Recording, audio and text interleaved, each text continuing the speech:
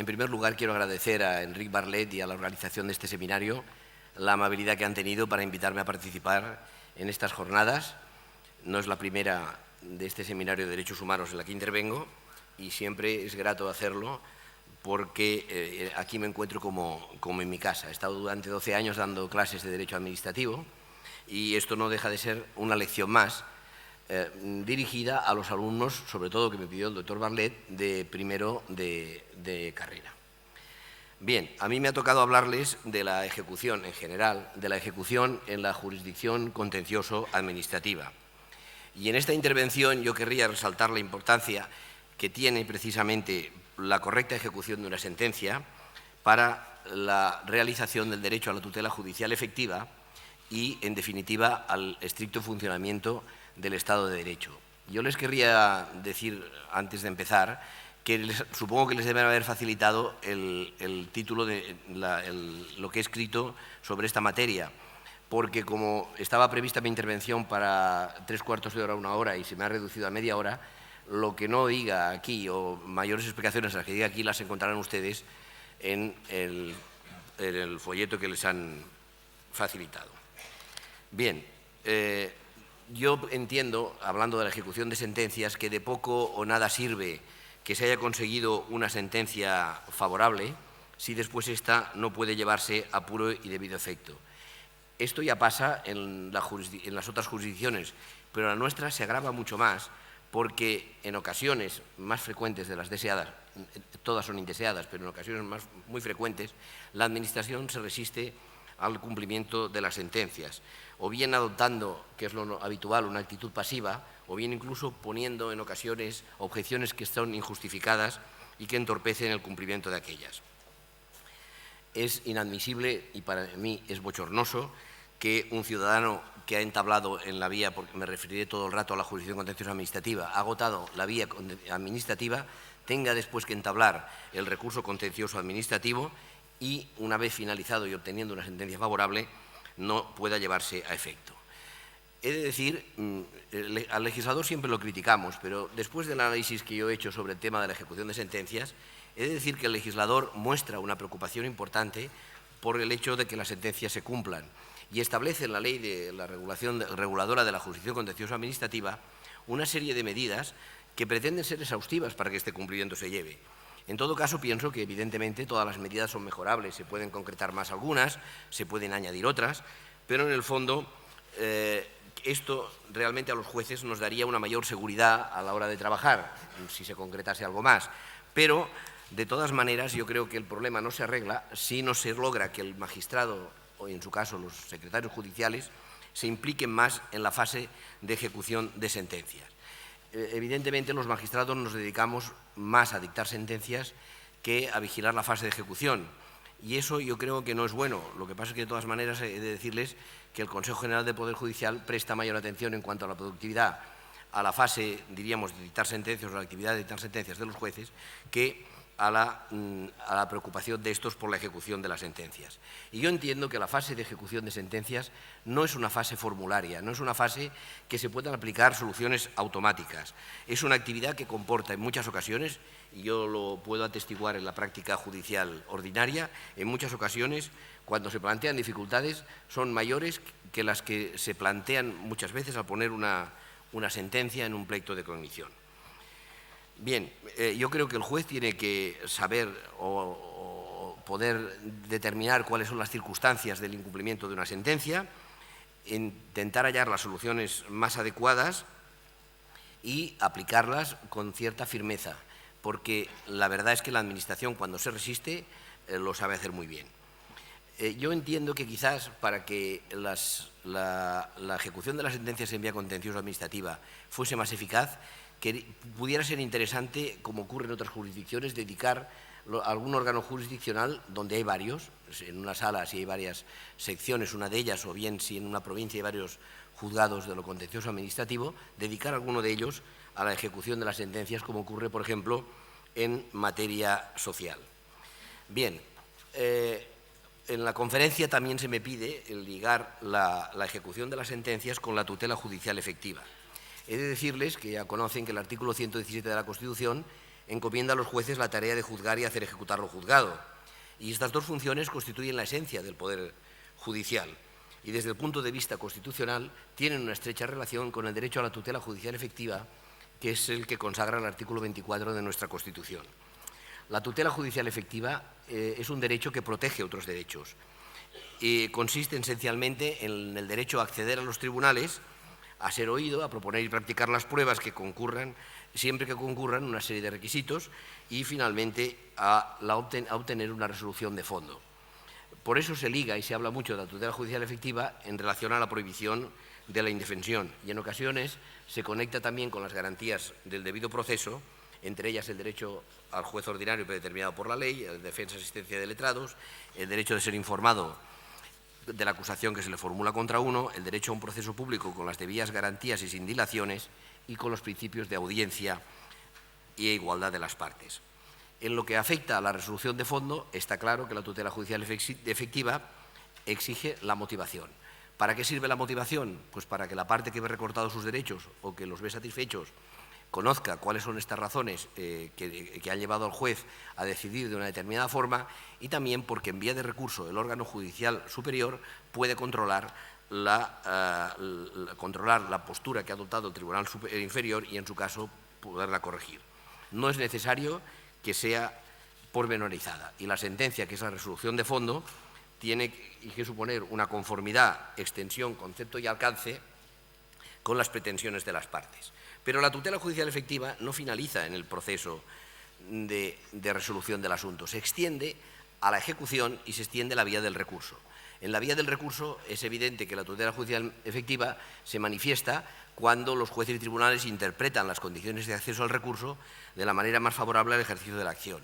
Y en cuanto a la ejecución, hay que tener en cuenta que el Tribunal Constitucional ha dicho que la inejecución de las sentencias constituye una violación del artículo 24 de la Constitución, que viene a exigir que el fallo se cumpla.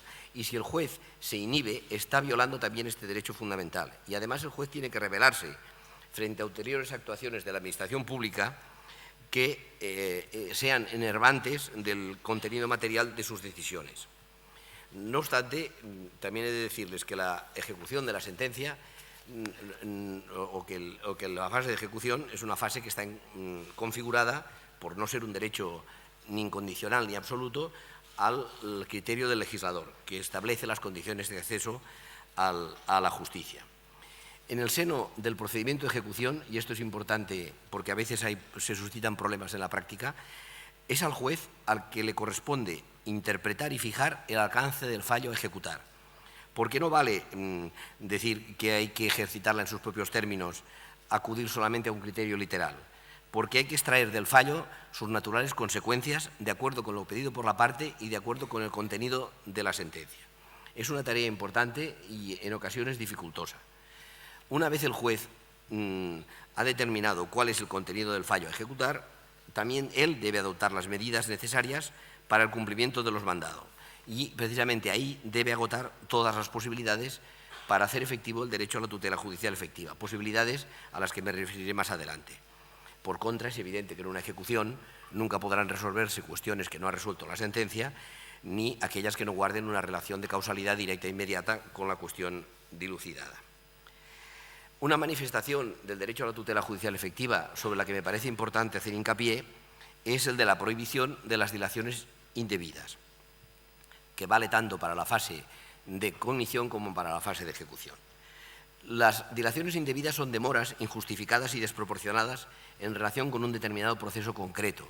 Como ustedes ya pueden observar, se trata de un concepto jurídico indeterminado y, por lo tanto, un concepto jurídico que tiene dos dimensiones. Una dimensión positiva, que consiste en obtener una sentencia o una resolución en un plazo razonable, y una vertiente negativa, la prohibición de que exista la dilación indebida. Cabe advertir que la jurisprudencia no equipara el tiempo legal en el que hay que resolver un asunto y traspasar ese tiempo con una dilación indebida. Habla de un tiempo razonable. Entre los criterios judiciales que se han establecido para determinar si existe o no una dilación indebida, se debe analizar la complejidad del tiempo, del pleito, y el tiempo de su duración. En cuanto al tiempo de su duración, no sin ser criticado por la doctrina, los tribunales se fijan a veces en el estándar habitual en que un pleito semejante al que se está discutiendo si existe o no dilación indebida dura. Bueno, esto resulta práctico, pero es discutible. También hay que fijarse en la actividad llevada a cabo por el órgano judicial, en el daño antijurídico que produce el retraso, el comportamiento del demandante y del demandado y el del órgano judicial. Para que se pueda conocer de una dilación indebida es importante que se denuncie. Y finalmente, en este apartado quiero decir que la ley reguladora de la justicia contencioso administrativa ha fijado términos, se fija o intenta evitar la dilación indebida a base de fijar términos cortos para la interposición de recursos, se introducen medidas para evitar que la demora del expediente administrativo provoque una demora en el pleito principal, se establecen medidas o trámites optativos y medidas de tratamiento de actos en masa, a las que me referiré al final, como son la extensión de efectos. En este aspecto yo creo que podrían haber mayores reformas, como por ejemplo el suprimir esos plazos de subsanación que se dan en la ley, que hace que, bueno, que le das 20 días a una persona para contestar la demanda y al final pues tiene 30, porque entre cuando le notificas que se le tiene por desistido, ese mismo día interpone el recurso, pues queda subsanado el trámite. Yo creo que la subsanación de recursos, si estamos ante profesionales del derecho, yo creo que tiene menos sentido que hasta ahora, que se podía actuar sin la asistencia en algunos temas, sin la sentencia letrada, caso de funcionarios. Bien, un tema importante en la jurisdicción contencioso administrativa durante la tramitación del recurso en primera instancia es el de las medidas cautelares. Hay que decir que la tutela cautelar forma parte de la tutela judicial efectiva y la adopción de una medida cautelar consiste en que durante la tramitación de la primera instancia del proceso se puedan adoptar unas medidas que tiendan a asegurar la eficacia de la sentencia que en su día dicte el tribunal. Aquí el problema más importante que se plantea es el de la ejecutividad del acto administrativo. A veces, si se ejecuta el acto administrativo y el pleito se demora o sigue su curso, puede ocurrir que una vez ejecutado el acto se cause unos perjuicios de imposible reparación a la parte e impida que la sentencia futura que le pueda ser favorable se pueda ejecutar. Bien, el artículo 129 de nuestra ley reguladora de la jurisdicción dice que los interesados pueden solicitar en cualquier momento del pleito cuantas medidas aseguren la efectividad de la sentencia. Y el artículo 130 dice que previa valoración circunstanciada de todos los intereses en conflicto, la medida cautelar podrá acordarse únicamente cuando la ejecución del acto o la aplicación de la disposición pudieran hacer perder al recurso su finalidad legítima. Y la medida cautelar puede denegarse cuando de ésta pudiera seguirse una perturbación grave a los intereses generales o de tercero, y el juez lo deberá ponderar de forma circunstanciada. Bien, para resumir, podría decir que el solicitante lo que debe hacer es demostrar la existencia del periculum in mora, es decir, del perjuicio irreparable que se le ocasiona si se permite por parte del juez que el acto se lleve a efecto o no se adopte una medida cautelar. Bien, si se acredita, esta es la doctrina jurisprudencial, viene a decir que si se causan perjuicios económicos, los causase la Administración, siempre se podrían subsanar y por lo tanto no se admite la medida cautelar. Ahora bien, se dan casos y hay sentencias que ofrecen ejemplos de sanciones muy graves que en estos casos a veces sí que los jueces se inclinan por suspender por el perjuicio que podría causarle al afectado la ejecución de esta sanción. En cuanto a la Administración debe acreditar los daños y perjuicios que se ocasionan de no ejecutarse el acto, y los daños y perjuicios que se ocasionan precisamente al interés general, que es por el que debe velar la Administración, teniendo además en cuenta que es regla general, y esto las partes muchas veces lo olvidan, que los actos de la Administración son ejecutivos desde que se dictan. Y por lo tanto, esta presunción de legitimidad y de legalidad que tiene el acto administrativo se impone muchas veces ante las pretensiones de las partes. Y finalmente, de este artículo se desprende que el juez y tribunal tiene que ponderar los intereses en juego, es decir, tiene que ponderar el interés público afectado, el perjuicio que se le ocasiona a la parte o que se le puede ocasionar a la parte de ejecutarse el acto, y después los posibles perjuicios que a veces se olvidan las partes cuando pleitean a terceros, que no tienen nada que ver pero pueden salir perjudicados de la ejecución del acto. Y después, en relación con las medidas cautelares, surge la doctrina del fumus boni iuri, es decir, el juez también analiza los fundamentos jurídicos, pero claro, los tiene que analizar muy por encima, porque esto es muy peligroso, porque si analiza ya la cuestión de fondo, el problema que se puede ocasionar es la violación de la tutela judicial efectiva de las propias partes que tienen derecho a un litigio con la posibilidad de probar y con la posibilidad de alegar lo que consideren oportuno. Y por tanto aquí es un terreno ciertamente resbaladizo. Bien, simplemente deciros que la pieza cautelar se tramita en una pieza separada, pero que existe una interdependencia entre el proceso principal y la pieza separada. Y la vigencia de la medida cautelar es siempre temporal. Y yo entiendo que solo abarca en la primera instancia, porque en la segunda instancia ya vendría o podías pedir la ejecución provisional de la sentencia o bien la ejecución definitiva en su día. Bien, la ley aquí también, la gente la critica, pero la ley es muy amplia porque dice que puede adoptar el juez cuantas medidas según la efectividad de la sentencia. Y aquí choca un poco con el apego que tiene el juez a la ley y a veces nos falta creatividad, porque yo creo que hay que poner ingenio a la hora de aplicar estas medidas cautelares o las medidas de ejecución. Pero, en fin, que no quede por la ley, porque la ley te dice que puedes adoptar cuantas medidas según la efectividad de la sentencia. Bien, y en cuanto a estas medidas, pues, bueno, el juez las adopta y duran durante todo el tiempo en el que dure el procedimiento. Bien, ahora ya hemos hecho una introducción en general, hemos hablado de la tutela judicial efectiva, hemos hablado de las medidas cautelares, hemos hablado de las dilaciones indebidas y vamos a entrar ya en la ejecución, lo que es una ejecución de la sentencia. La ejecución de la sentencia, como todos saben, consiste en la realización de todas aquellas actividades que sean necesarias para el cumplimiento de lo que en ella se ha resuelto. Por lo tanto, se trata de una actividad que consiste en practicar y llevar a puro debido efecto lo que en la sentencia se dice. Esta actividad tiene dos vertientes. Una positiva, que consiste en transformar la realidad jurídica o la realidad física de acuerdo con lo ordenado en el fallo. Y otra negativa, que consiste en que todos se deben abstener de realizar actos que contradigan lo que se ha establecido en el fallo de la sentencia. La ejecución, como decíamos antes, forma parte integrante de la tutela judicial efectiva.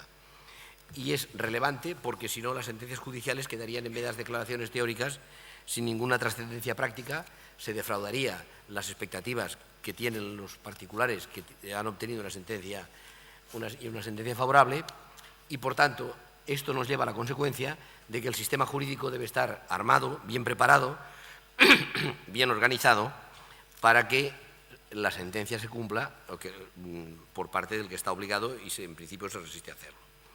Bien, en cuanto a las medidas que la ley articula para ejecutar la sentencia, son varias y hay que distinguir. Hay unas que condenan a la Administración a realizar una actividad de hacer o de dictar un acto. En este caso, las medidas, me abstengo en aras a la brevedad de leer muchos preceptos, pero los encontraréis en el escrito que os he transmitido. Bien, pues he de decir que en cuanto se trata de una sentencia que condena a la Administración a realizar una actividad o a dictar un acto, en este caso hay dos tipos de medidas. Unas que la ley dice que la podrá hacer el juez por sus propios medios o bien utilizando a la Administración que está condenada o bien a otra Administración. Aquí nos encontraríamos con un sistema de ejecución subsidiaria. El otro sistema es establecer una serie de medidas que compelan a la autoridad que no quiere cumplir o que no cumple la sentencia, no digamos el porqué, a que la cumpla. Fijaros que aquí en relación al cumplimiento del fallo, hay una regla general que a mí me parece interesante, porque si la medida consiste en que se ejecute un acto, la propia sentencia puede fijar el plazo en que se cumpla, no será el plazo de 2 meses fijado general. Aquí hay una excepción para cuando se condena a la Administración a una actuación de hacer. Y después hay una limitación, porque se dice que los órganos jurisdiccionales no pueden redactar cómo quedaría el reglamento a que anulan, o el artículo del reglamento que anulan, ni pueden introducir los elementos discrecionales del acto para considerar lo que sea válido. Eso le corresponde a la Administración. Por eso no se extrañe que en ocasiones los tribunales anulen y retrotraigan el procedimiento, porque si lo que hay que dictar es un acto que lleve implícito un poder discrecional, el tribunal no lo puede hacer. Otra cosa sería si todos los elementos del acto son reglados, en cuyo caso sí que el tribunal, en mi opinión, podría dictar el acto sustituyendo totalmente a la autoridad administrativa que lo debería hacer. Bien, tenemos ya estos sistemas, es decir, o lo ejecuta por él mismo o lo puede ejecutar por la Administración condenada o por otra Administración. Y también incluso tampoco se descarta que pueda utilizar el auxilio de terceros. El otro tipo, bueno, también dice la ley que puede adoptar las medidas necesarias para que el fallo adquiera la eficacia que en su caso sería inherente al acto omitido. Es decir, puede realizar las actividades materiales que lleguen al mismo resultado que la sentencia de condena ha previsto, cuando la Administración no lo ha querido hacer. Bien, el artículo 112 de la Ley de la Regulación Contenciosa de la Jurisdicción Contenciosa Administrativa también contempla dos medidas más. Una de ellas es la posibilidad de la multa coercitiva. He de decirles que a mí esta medida la he usado 2 veces y me ha dado resultado, pero a base de requerir previamente a la Administración en varias ocasiones y al final preguntar quién es la autoridad o funcionario responsable y combinarlo, que en el caso que no se cumpla, se va a hacer. En la sala, en la nuestra, en los 5 últimos años lo hemos hecho 2 veces. Yo creo que eran casos muy justificados, que el órgano administrativo decía, bueno, oiga, lo vamos a cumplir, pero dentro de 1 año. Mire, 1 año es un tiempo exagerado, pero el Tribunal Constitucional además ha dicho que la ejecución de las sentencias no puede demorarse por dificultades prácticas más del tiempo que se considera razonable para que se cumplan. Bien, entonces se puede utilizar la multa coercitiva, que son de 150 a 1.500 euros, que es repetitiva y además esto no libera al funcionario de las otras responsabilidades que pudiera incurrir. Y sino también, esto yo no lo he utilizado nunca, que es el artículo, dar el tanto de culpa para que proceda a la jurisdicción penal por el artículo 410 del Código Penal. Bien, lo que la ley también de la jurisdicción contenciosa administrativa viene a prever que antes de empezar esta ejecución, el juez determine quién es el órgano de la Administración obligado a cumplirlo. Bien, también la ley contempla en estas obligaciones de dar o hacer, estas obligaciones de hacer que tiene la Administración, la ley contempla causas de imposibilidad material o legal del cumplimiento. En este caso, el representante de la Administración acude al tribunal, le manifiesta el porqué una sentencia de una obligación de hacer, la Administración no puede llegarla a cumplir total o parcialmente, se abre un incidente y entonces el juez determina la indemnización sustitutoria por la parte del fallo total que no se ha podido cumplir. A veces ya poniéndose, a la hora de poner la sentencia, observas o te das cuenta que no se puede cumplir del todo la sentencia, en cuyo caso ya puedes fijar en la propia sentencia la indemnización, con lo cual evitas a las partes el tener que tramitar este incidente.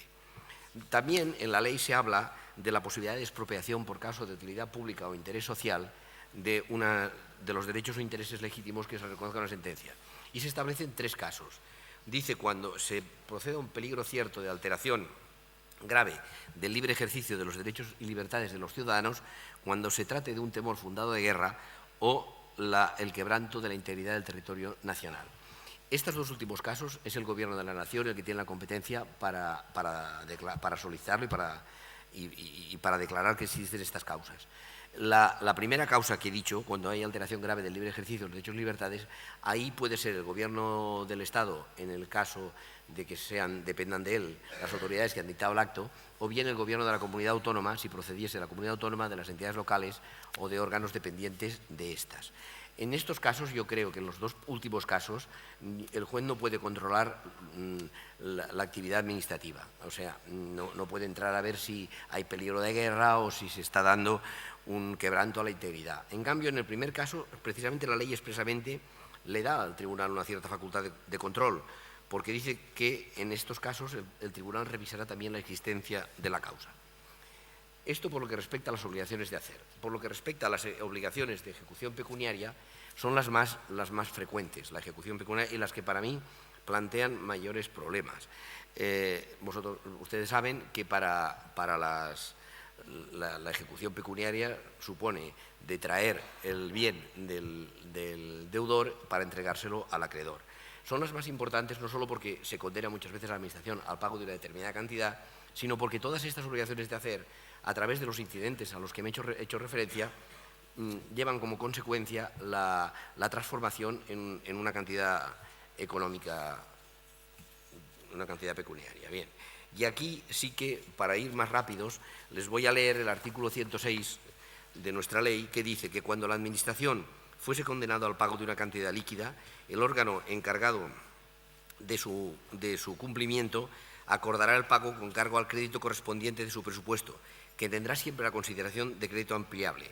Si para el pago fuese necesario una modificación presupuestaria, deberá concluirse el procedimiento correspondiente dentro de los 3 meses siguientes al día de la notificación de la resolución judicial. A esta cantidad se le añade el interés legal desde la fecha de la notificación de la sentencia, que puede incrementarse en el caso de que haya temeridad al cabo de los 3 meses. Y aquí, en el punto 4, dice algo importante. Dice, si la Administración condenada al pago de la cantidad estimase que el cumplimiento de la sentencia habría de producir trastorno grave a su hacienda, lo pondrá en conocimiento del juez o tribunal acompañando una propuesta razonable para que, oídas las partes, se resuelva sobre el modo de ejecutar la sentencia en la forma que sea menos grave para aquella, y se admite la posibilidad de que la cantidad a satisfacer se pueda compensar con créditos que una persona tenga a la Administración. Bien, veo que voy corto de tiempo y voy a resumir mucho. Aquí el problema de la ejecución pecuniaria, el problema que tiene fundamentalmente es la inembargabilidad de los fondos y caudales públicos y del dominio público al que se refiere el artículo 132 de la Constitución. Bien, en casos en que el Tribunal Constitucional también ha dicho que el principio de legalidad presupuestaria puede justificar que la Administración posponga la ejecución de las sentencias, no puede justificar, más allá del tiempo necesario para obtener, actuando con la debida diligencia, las consignaciones presupuestarias. El problema que se plantea hoy, que la Administración te diga que por razones presupuestarias, no impuestas por la propia Administración, sino que vienen de instancias superiores de la Comunidad Económica Europea, no se pueda cumplir la sentencia. Yo creo que la única solución en este caso sería buscar o determinar el juez un fraccionamiento en el pago de estas cantidades adeudadas. Para mí este es un problema importante y se puede dar porque hoy día sabemos que la Administración anda corta de caudales públicos y, por lo tanto, donde no hay no se puede pagar. Yo creo que aquí tenemos que acudir un poco a efectuar un plan de pago, calculando intereses y fraccionándolo. Bien,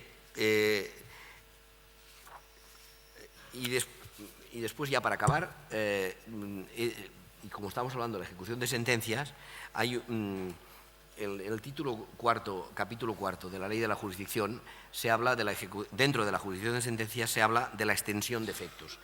Con relación a la extensión de efectos, hay dos artículos que son muy importantes, que son el 110, por una parte, y el 37.2 en relación con el 111. Para definirlo bien, hay una sentencia del Tribunal Supremo, que es de 16 de febrero de 2009, que dice muy claramente, dice, la extensión de efectos del artículo 110 está prevista para sentencias firmes en materia tributaria y de personal, cuando los interesados se encuentren en idéntica situación jurídica que los favorecidos por el fallo y se cumplan determinados requisitos procesales. Es decir, en materia de personal y de tributario, cuando se dicta una sentencia que afecta a una sola persona, pero que hay otras personas que han recurrido el acto administrativo, que esto lo considera el tribunal como condición sine qua non, pero que no han intervenido todavía en ese pleito, pueden pedir la extensión de efectos de la sentencia esta a su caso particular. El otro caso es el del artículo 37.2 en relación con el 111, que constituye un mecanismo procesal que para mí es alternativo a la acumulación de sentencias. Y los dos casos de los que hablo, la Administración tiene que haber actuado con lo que se denominan procesos en masa.